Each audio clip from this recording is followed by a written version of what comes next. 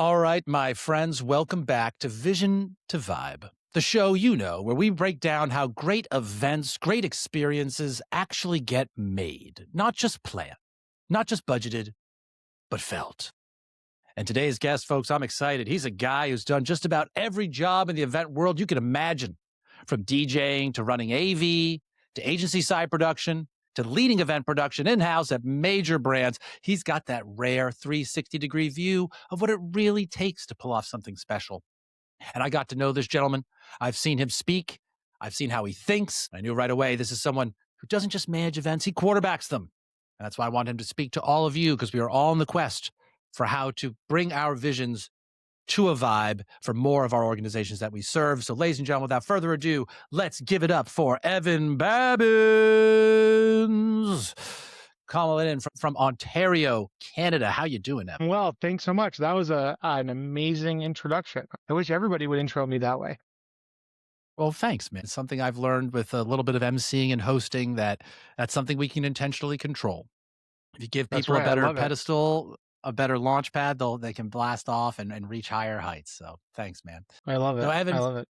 You are no stranger to me, and I'm sure a lot of the event professionals who are veterans listening on the line will have seen you have spoken on the Event Marketers Toolbox. You've keynoted talks at the event professional networks, and many other venues. But for folks who might be listening to you and meeting you for the first time, what's been your journey into events, man? And how did DJing, something that I can very much relate to in my origin story as well, and running AV, turn into leading event productions at major brands? How'd that happen? Because it's different for everybody, right? Totally different. And I think I'm one of few producers today, at least in my circle or people that I know, that have the sort of same background story, history, upbringing, however you want to call it, in the industry as I do. And so you nailed it right on the intro. It's what I call the 360-degree view of the events industry. So I came in 2006, 2005, DJ'd my first nightclub when I was like 17, and a lot before 2006. But 2006, I sort of came in. A friend of mine in high school was opening up an AV company in grade 12. And he was like, hey, you want to make some money this weekend? And I was like, let's do it. Like, what do you have in mind? And he was like, you want to come help me run speaker cables and set up TVs at a venue on Saturday? I was like, tell me more. I'm in. Right. Is there money involved? Yeah. Right. Exactly. It was better than, the money I was making DJing at the time. And so I got in there. I was the employee number one at that company that's still around to this day. They're one of the biggest privately owned AV companies in Canada and Toronto specifically. From there, I was like, okay, like this is like fun and games and having a good time. Let's see if there's a career here. And so that's where we sort of started on this journey that I'll go very high level on right now. So I started off in hospitality and event venues. So I started off managing events. I was like managing front of house, bartenders, servers, that whole team, managing the execution of events in some of the biggest event venues in Toronto. From there, I was like, okay, I just gotten married. I was like 90-hour work weeks are not really my vibe anymore. Let's take it down to, 80-hour work weeks or 70-hour work weeks. And I went agency side. And so I produced international events in pharma, automotive, and financial services, literally all over the world and back. From there, I was like, okay, we've got now. So now if you're following, if you're on the train here, we've got the vendor side, DJing and AV production, check. Venue side, check. Hospitality. Now we have agency side, check. What's left? That's the in-house planner. And so I went to work at a bank in Toronto, a tier 2 bank. I produced events there pre and post COVID. And then since COVID, I've been back and forth and in and out of startups and in-house accounts and agency life. And I think as of this podcast being released, I think I will have just started in a new role as the senior event manager at a company called Point Click Care, which is in the health tech field. And so I have just started in this role, and I'm really excited about the things that we're going to do here and where it'll take my career. I love it. And folks, hopefully if you were listening up, what you heard Evan do there, not only did he describe in a succinct way his journey. So I know a lot of us here are trying to advance our careers, advance our business in and around the event and experience space. You need to be able to have your origin story and how it adds up to who you are today. ready to roll like Evan does. And Evan, who, as we discussed ahead of time, is not really here to sell you on anything other than that you can do better, you can be successful in the event space, and that he's a pretty good guy who's been successful in it and has learned a lot and is here to help him be a resource in the community. That's all. So even if you're that person, you don't have a business that you're representing independently, like Evan, you're in-house right now, you still need to have your origin story ready to go. I even like Evan, that's why I called it out. You've got a bit of an angle, the 360-degree operator. We all need to be doing personal branding a lot more, especially those of us who want a bigger seat at the table, much more leverage in what we lead and what we choose to do, especially around the world of events and experiences. So kudos to Evan Babins right there. And it bodes well for the rest of the answers we're going to hear, folks, because you need to be taking a page, not just off of the lessons learned of what Evan's sharing with you all right now, but also how he's positioning himself. I consider this a bit of a masterclass in action, a bit of a role play in action, how you folks can be thinking about describing your background as well. Is that all right, Evan, if I kind of make you a little bit of that laboratory here? Let's do it. Let's do it. I think just to sort of tab on that a little bit, I think it's so important, not only for people that are working in-house or even if you're working at an agency, whatever it is, I think it's so important that you not forget that your personal story, your personal brand within the company you work for or within the industry is almost just as important as each other is, right? Like I'm working client side right now. So I'm representing when I go to events, when I'm in the industry, when I'm out and doing stuff, I'm a representative of the company, but I'm also a representative of Evan Babins' personal brand, right? And to me, you could drink the Kool-Aid, you could be the best employee in the company, but if you're not still working on your personal brand and getting your personal brand out, whether that's, LinkedIn posts, Instagram stuff, like social media, like when you go to networking events, like all of those pieces, that's not only you representing where you work, but it's also representing your personal story, your personal brand. And both of those, I think, should be treated as equal as possible if you want to, advance yourself and advance yourself in the industry. Well, I'm glad you doubled down on it, man. And I'm here to take notes, and I can get just as much of it as from the rest of my audience. I'm always a perpetual learner, so thank you for being willing to do that, really, for all of us. So let's, with that vein, with that understood, bring in our whole selves, our whole background, our whole brand to all the work we do, whether we are client side or sort of agency side. Indeed, Evan, as you just said, you've seen it all. You've got this unique 360 operator angle perspective. You've been on the venue side, you've been on the vendor side, you've been on the agency, you've been in-house. So how does that change the way you approach building an event today? What are some things that you're like, I got that from knowing what the venue's going through. I got that knowing how the agency has to work. Anything you just want to call out of what that makes it good to try those different facets and those different angles? So it's literally that. It's literally what you just said. It's like, when you're building an event, in-house, let's say, if I'm in-house now, when I'm building my run of show, let's say, for example, for setup day, let's just go from that angle for a second. I know, because I was at an event venue, I know what it takes to load into a venue from the AV company's perspective alone, for example. How many trucks are you unloading? What does the loading dock look like? What happens when there's a problem because the team that's offloading from the event that happened yesterday is delayed, and now your elevator, what's it called? The service elevator, forgot the word for a second. Your service elevator is now delayed because the team that's offloading in the room is delayed an hour because their strike started late. How does that affect you? How does that affect your loadout? How does it affect you coming into the venue and your setup time? And at the end of the day, how will that affect your rehearsals and then your show? Like, we all know that the show time can't change. The doors are opening when the doors are opening. It's how we get there, right? So that's one, like, super quick, easy example, right? Number two is like, when you're working with all your vendors that are coming together to build your event, because I've been not only vendor side, agency side, where you're sort of putting the pieces together, but now client side, and I've been client side before, kind of know, and I've seen all the different questions and problems that can arise when things go haywire. Because let's be realistic, there is something that is going to go wrong at 100% of the events that happen. There is not one event that is perfect. And if you tell me it's perfect, then you're delusional.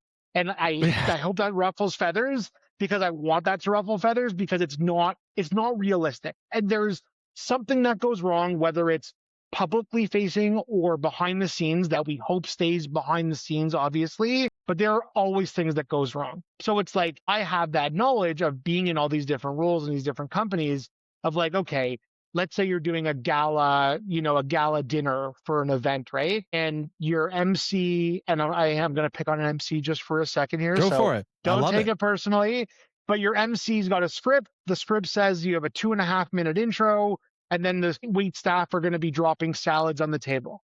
You as the MC, if you now go off script and off the cuff, and now you're at 3.5 minutes, that's now delaying the waitstaff serving salad. That's going to now delay the speeches during salad. That's now going to delay your main course service. So your steak now, which you want to be perfectly medium rare, is now actually going to be delayed because it's got to be in the warmer longer. So it's a ripple effect. And that doesn't happen all the time. It happens, hopefully less than more, but it's these little pieces of knowledge that I have from being in the venue. So I know in the back of the kitchen what the chef's stressed about if the speeches are going too long, right? I know that the lighting director is waiting for his cue to go from stage set to dinner set, right? And so like all of these pieces are all up here in my head, where when I'm building that run of show, everything gets accounted for. And when I go through my run of show, I put on my different hats to read it through, to revise it, of like my producer hat, my like venue hat, my like vendor, DJ, AV production hat. And there are always tweaks and changes that I can continue to refine when I look at it from those different angles. Well, and that's, you already answered a question I wanted to ask next, which is how do some of these different examples and your strength with coordinating vendors, because you have that empathy, you've been in their shoes, you've seen it from their angle before, like how does that come together? You just described that. And I'm totally Yeah. fine with the MC bit, because as you and I were vibing when we first met each other and we did our prep call a while back, I said, Evan, this is fantastic, because as an MC, I look for real experienced, competent operators like yourself who've been through this before, who can get on that same page with me, because I feel that same way. I'm like, how can I make sure we're nailing that timing? Because you're telling me we got to get plates down for folks. And how can I use my influence and my charisma to keep the rest of the folks I'm introducing and the person I might have to sort of step in on, or the panel I might have to get wrapping up here, or tell the person, oh, sorry, just one question or no more, we'll take this offline, so that we can stick with that timeline, so that we can get that right cue and stay on track. Yeah. Absolutely. I love being that front of house representative to a really good plan and helping Yeah. everybody think fast, but still keep the energy, the smiles, the smoothness going when things are still shifting in real time, as they inevitably have to in that background. So it's good to have somebody who doesn't Totally. freeze up. They've seen it before. They're able to say, here, this, I can act on it. And we don't have to go, wait, how's that going to work? So look, sounds like we've both been here before. You've seen a lot of different things from a lot of different angles. And I remember when we talked about it, you're like, you like to be a good quarterback. That's an analogy you use a lot when you're dealing with all the vendors, is you can be that sort of central fulcrum for everybody to play their positions correctly. You call that ball, put the right people in the right places of the field, depending on where we're at in the event and where we are in preparing, or whatever audible, just to stick with the metaphors we might need to call here. So can you walk Yeah. through an event where you actually executed that at a high level? I want you to brag out here a little bit. You can keep things anonymous in terms of specific vendors or dates, but what was a winning game that you helped bring the teams together? What does that look like and feel like? And you already gave us a couple little previews here already, but anything that comes to mind from some of your most recent work, something you're really proud of in the last couple of years that you want to talk about at a high level or in detail, whatever you're comfortable. Yeah, absolutely. So a couple of roles ago, we were doing a multi-city roadshow tour across Canada. So it was in the Mm-hmm. sort of, accounting industry sort of idea. So it was an internal event that we had the community come to. So all different markets. So we did Toronto, Montreal, Vancouver, Calgary, across the country. It was really a place that we could sort of show off as the market leader in that industry. So it's like, you bring the good keynote speakers, and you have all the best partner companies on your trade show floor, and you have like super cool, exciting evening events, right? And so I was really fortunate to be able to be part of that event, be part of that company when we were doing it, and we really sort of took things to the next level. And when we did our Toronto stop, it was a random brainstorming session, like early in the process. I was like, we were throwing out ideas of like, what could we do for the evening event, the big sort of climax, big evening event. We knew that it was happening. This was 2024, the night of Game 7 for the Stanley Cup between Edmonton Oh and boy. Florida. First time they play each other. Oh man. So we were like, we already have this kind of, like, this is already going to be on the screens. Like we knew that was going to be a thing. So it's like, how can we offset that? And what can we do in between periods, or like during face-offs, or like during, when there's commercial breaks? Like, what do we do? And so a friend of mine who runs a sort of an XM company where they come up with different activations and different ideas that they sell normally to the university sort of community, where they'll get like stuff for Frosh Week and for, spring break and those kind of sort of weeks. He was like, listen, Resourceful we though. Get just, creative. right, go from outside the industry. So he was like, listen, we just created an indoor roller rink for one of our university partners. They're doing this like disco, glow in the dark kind of frosh party. Like, can we bring that to corporate? Like, do you have any place that we can use this for? And I was like, this couldn't be better timing. And so like we were in this random brainstorm, and I was like, guys, like I have this like crazy idea. I don't know if it's possible, but like hear me out for a second. And we were in an office, like in the office, we were in like a boardroom, had a big like whiteboard. I like drew out on the whiteboard what it could look like where the branding could be, how we could use it as a sponsorship opportunity for sponsors to help offset the cost of it. And the team, like the internal working team, was like, this is the coolest thing ever. But they were like, what about risk and compliance? Because we had open bars at the event and it was evening. And I was like, liability. we'll get there. I was like, we'll get there. I was like, what do we think about this idea? Like, do you what do we want think it? about this? Do you want do you it? like Is it? it I was like, do you alignment? like it? Yeah. Right. Yeah. And so the team was like, if we can make it work, like we're in. Like, no question, we're down. So I went back to the vendor and I was like, what do we do? How do we make it happen? Like, what do you need from me? We went through all the like legal compliance from the venue side, from our company side, because it was our risk and our sort of compliance and legal teams that had to sort of make sure that it was all good. Ended up, fast forward 3-4 months later, the event executes, the roller rink goes off without a hitch. People were literally roller skating from the start of the event to the end of the event. Some people never took their roller skates off. And I still get comments 2.5 years later from random people on LinkedIn being like, you were the guy that brought roller rinks to corporate events in Canada, right? I'm like, yeah, I'm that guy. Yeah. And so like it was the first indoor roller rink in a convention center in Canada for a corporate event. I'm like super proud of that moment. It was such a cool experience. That is a vibe, my friend. Yes. But it's like, it was such a vibe. It was super cool. But it really was like a sum of all parts that like, it wasn't just like, hey, let's do a roller rink, but it's like, we had this, and again, to take the name of the podcast, we had this vision. We like worked our ass off to get it through those like legal teams, compliance team, risk mitigation. The venue took like 2 months to sign off on it, that they would actually allow us to do it in the venue. Plan early. Right. And then to see it become the reality, that was like the icing on the cake. And it was like the vendor who has been working on, he was there, he was like with his team, and he was like, dude, like this is the coolest thing ever. Like, I'm so happy we had that conversation like 4 months ago. I was like, listen, I told you I would do my best to sell it. I did my best, and here we are today. Yeah. Well, speaking with seasoned event runners and leaders like yourself, I feel like I've heard this story, that example. I had a vendor, I had a provider, somebody that was in the wings in my network who I brought my challenge to, and they gave me something unique that I hadn't thought of before, that I didn't even realize was possible. And then I was able to sell that vision internally. How often, Evan, is that of some of these saves? Like, that's an excellent anecdote you just brought up there. And I feel like, again, I talked with Bethany Murphy, Sarah Lieber, other people, and I see this again and again. Somebody called me or I called them and I threw a Hail Mary and said, can you help me here? So, you know what I mean? How often is that in the mix, and how important are some of these people you can just pick up the phone and call and see? I would say the answer to that in my world and in the way that my brain works is, if you play it safe, you're not going to be remembered in 5 years from what you did at that event.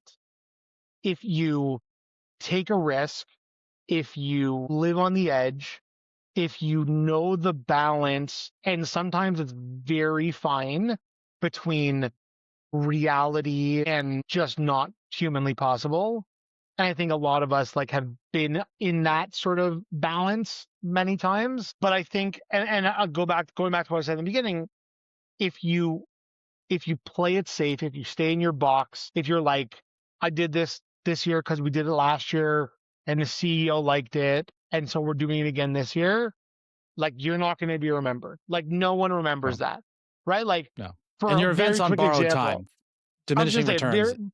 very quick example of that story is like, so when I was at Equitable, which is like the first bank that I worked at, we were doing stuff with our digital bank, and they did this crazy project, and it came in like, $2 million under budget, and it was like came in like 6 weeks ahead of schedule. It was like a massive win. And so the SVP of that department was like, we want to do something for the team that did this like way under budget, way under time. Like, what can we do that like no one has done before?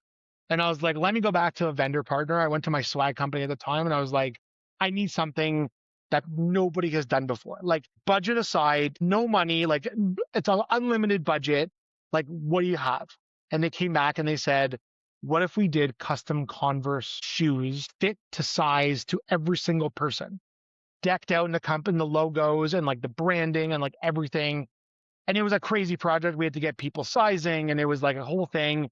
But that was like 2018. And I still get people from that team that send me pictures of like them wearing their shoes in public and being like, we are so proud of this thing and this piece Undefeated because of as a what it memory. came from and how it came from. Yeah. It's a core memory. But like if I had done like a wireless phone charger or like a pen or like a hoodie, like nobody remembers that. But you remember things that are outside the box, that are a little bit crazy, but that still keep things in perspective of where it comes from and what it's for. And so when I say, finding that balance and living on that edge between crazy and safe, I think the crazy people are the ones that are remembered, and the crazy events, like an event with a roller skating rink, are the ones that are remembered versus a conference center with rounds of 10 with people that you don't like, that you're forced to sit with, watching a boring keynote speaker talk for 2 hours. Right. Well, folks, so I got you right where I wanted to be then, Evan. So I completely agree with what you said. I hope you folks, it's settling in and you're taking note. So as we start to ride out here, Evan, let's role play this for a second. I love to do a role play because I think a lot of people think easy for them. They had that easygoing CMO or CEO, or the budget fell into their lap, or things like that. You already did a pretty good play-by-play, but maybe we can just play this forward generically. Let's say for a second, I'm your executive holding the budget. You come to me with an idea like what you just described, somewhere in that neighborhood. You get the vendor on board, something we haven't seen. It's going to leave a resounding memory. It's going to make us this core memory in our target market. But I go, Evan, this really sounds expensive. Like, why do we need all that? Like, why do we need all this? How would you sell that vision internally to actually get buy-in? And if you want to just pick one of your examples again and kind of just give us some of the wording, but how would you Yeah, sell that so people can hear your sound bites?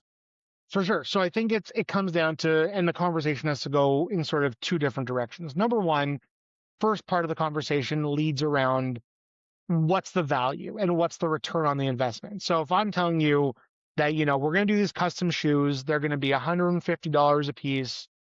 Typically our swag giveaway budget is about $70 to $80 a person. We need more money. It's going to make a difference. People are going to remember it. They're going to wear it every single day. We're going to have, in 3 weeks from now, we're going to have a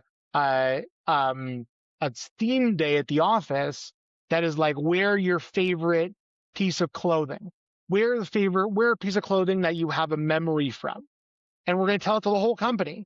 And we're going to get everybody together, in the lobby of the building, and we're going to see what everyone's wearing. And I promise you that whole team is going to come in wearing those shoes. And that will tell you that is a core memory that they are connecting to a piece of swag product, and they will not just wear it that day, but they will continuously wear it. So that's number one, is the return on investment. versus core memory And discussion. I've never heard Number somebody two, give that. What you just said there, you captured my imagination too. As an executive, like you just thrown me off what I was ready to fire back with you. And I'm like, now I want to say yes, just out of morbid curiosity, right? do you want to see the You've added a shoes? I have them challenge in the here. closet right here. I will show you the shoes. And I then, do but want then to see them after this. the second piece of the conversation is, I think, and this is where it comes down to, is like when you're dealing with executives, the executives generally are like, they're up in the clouds, right? Their thinking is up in the clouds, and it's our job as the people that execute to bring them back down to reality and to bring them back down to like what actually is meaningful and what actually makes a difference day to day. And so the second part of the conversation is, okay, now that we talked about the value and the return on investment and like the feeling that people will have going down this product road versus a traditional standard, whatever we always do road, is like, let's get into like what actually makes sense and what is actually meaningful. And that's like kind of the dollars and cents. And so, I've been working with this vendor for the last like week since we got briefed on this project, and actually they started off their first quote at $210 a piece. And I was actually able to negotiate them down to $150. We took away a Love couple of that. pieces of customization.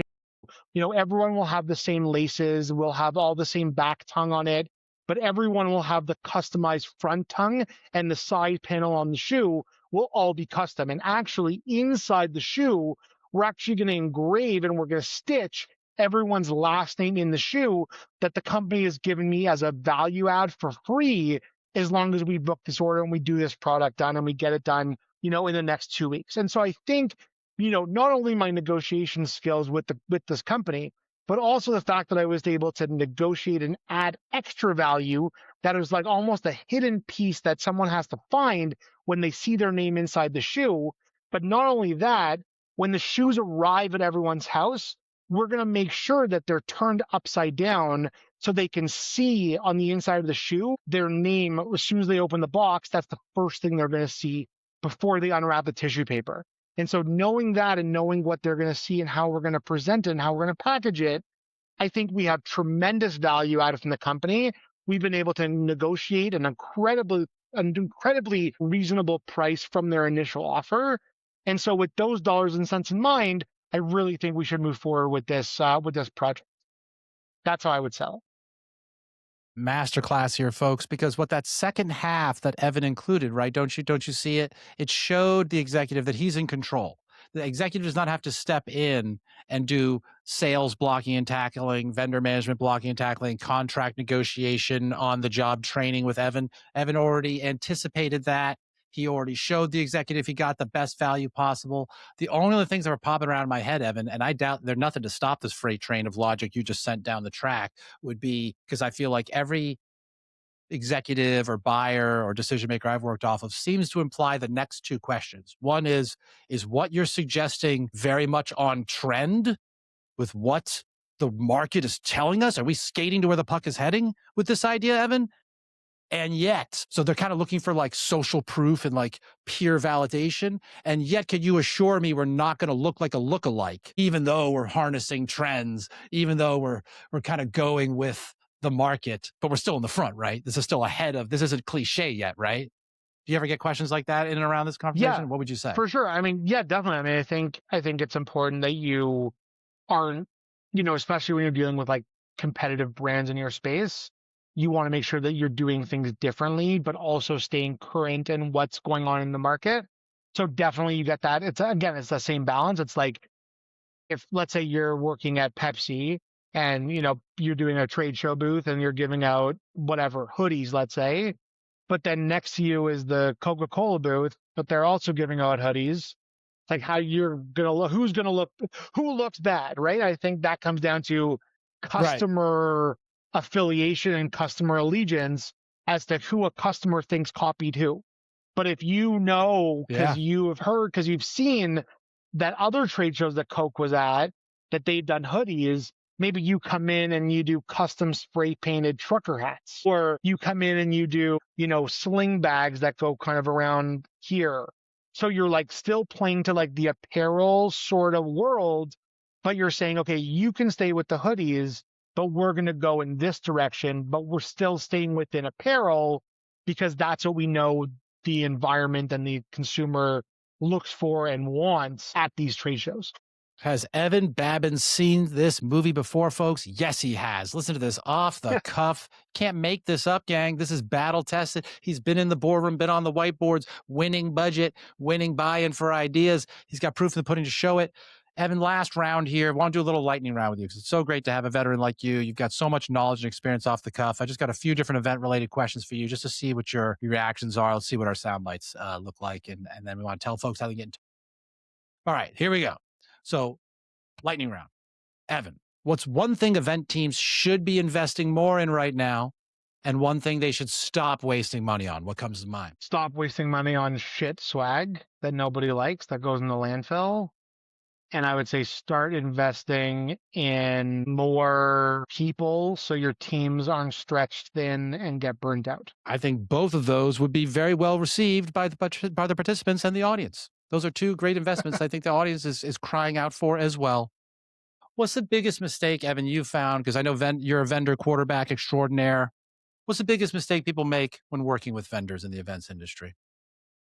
They go on Google and find the cheapest person to do the job, and they don't vet vendors properly or ask their network for recommendations, and they get burned because of that. Are you folks getting some goosebumps right now? Is that hitting a little too close to home? Because I know I've certainly been there. All right, last question, Evan.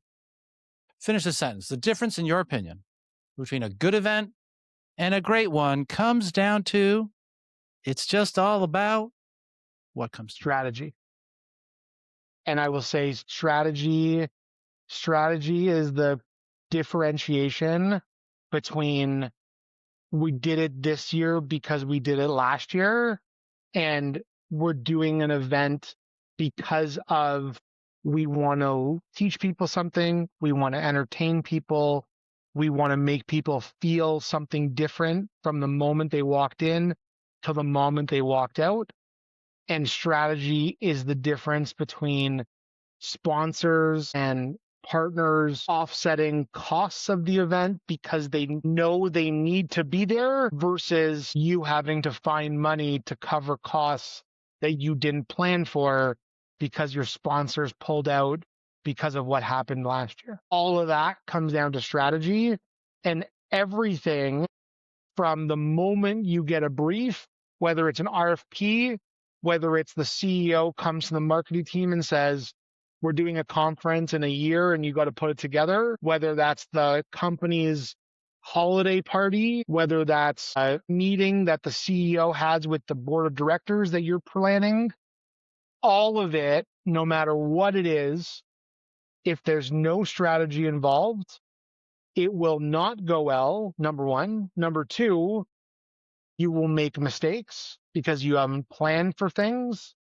And number three, you'll be in the boat of we're doing it this time because that's where we did it last time. And that is my biggest pet peeve in the industry. I have no time for that. And if that's the way you think, God bless you. But I don't want to be part of anything that you're working on because there's nothing behind it that makes it valuable as a consumer, as an attendee, or as a planner, producer, vendor. Because if you have no strategy, you haven't thought about things properly, and there will be mistakes and there will be problems along the way. And so if you can avoid all of that by having a strategy, why wouldn't you? Evan Babins, the 360-degree angle event operator here, dropping knowledge bombs, folks. Strategy is the event. Your strategy is the most compelling aspect of your next event that you're planning. And we've heard it right here from a veteran who's seen it from every angle in the industry. I love that thought. Great closing thought for our show here today, Evan. So the folks now, they know who you are. They know how you think. And if they want to follow your work, if they aren't already, they want to learn from you, see what you're up to next, where would you suggest they go best? Every major social media page, LinkedIn, Instagram, I'm all over the place. I'm always looking to talk to great people about cool topics, especially in the events worlds. That's one thing about me. I'm always happy to chat, always love learning about new people, seeing what they're up to, seeing how I can help, how I can support. If I can make any connections, if I can make any introductions, I'm always happy to do so.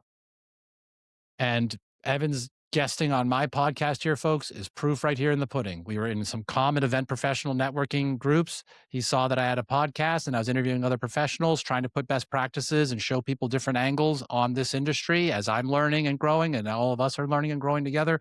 He volunteered, and I'm just so happy that you did, Evan, that you shared so much of your story and your background. I know I've got some great takeaways here, so hope some folks are listening here get some same as well.